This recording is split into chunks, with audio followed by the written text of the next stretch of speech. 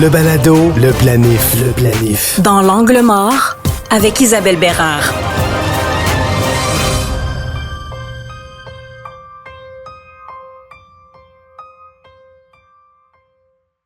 À quelques reprises, on a parlé du grand transfert de richesse. Ça fait en sorte que nos héritiers peuvent donc se retrouver dans la vie avec un très gros montant d'argent, mais c'est pas que le testament, la préparation, c'est bien d'autres choses.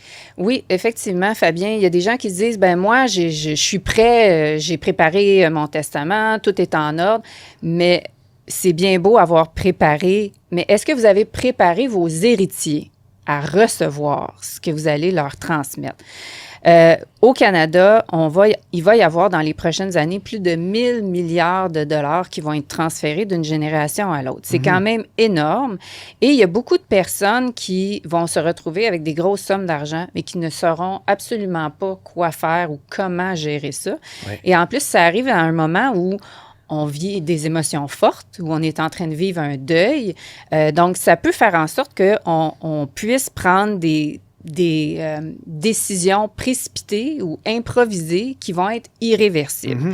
Et l'autre chose, c'est que en n'ayant pas préparé vos héritiers, votre héritage pourrait devenir un fardeau à vos héritiers plutôt qu'un cadeau.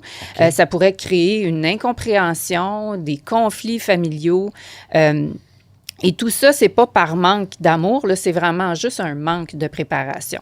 Ce n'est pas parce que vos enfants sont intelligents qu'ils vont nécessairement savoir comment gérer tout ça puis quoi faire le jour où ça va arriver. Oui, c'est une question de littératie financière, mais aussi de capacité à administrer, puis la connaissance en tous les investissements, puis aussi les besoins versus des fois les petits plaisirs, les caprices.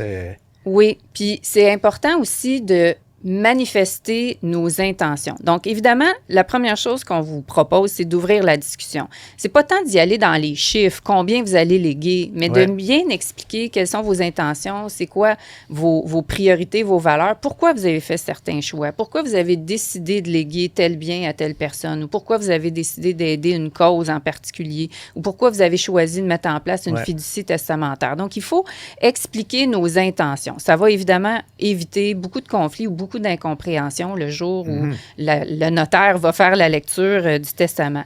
Profitez-en aussi pour former vos héritiers. Si vos enfants ou vos héritiers ont peu de connaissances au niveau des placements, bien, c'est un bon moment pour commencer à leur exposer ou prodiguer certains conseils. Faites-leur rencontrer vos professionnels de la finance. Faites-leur rencontrer votre planificateur financier, votre comptable, votre notaire. Ça va être eux qui vont assurer la continuité par la suite. C'est pas facile. Dans bien des familles, le sujet de l'argent est toujours tabou. Oui. Non seulement le sujet de l'argent est tabou, mais là, on se doit de parler de notre mort et de notre fin. Et c'est souvent un sujet qu'on cherche à éviter. Mais là, on comprend ici que ce n'est pas qu'une question de chiffres. Le fait d'impliquer vos héritiers, c'est un acte d'amour. Belle façon de le voir. Merci.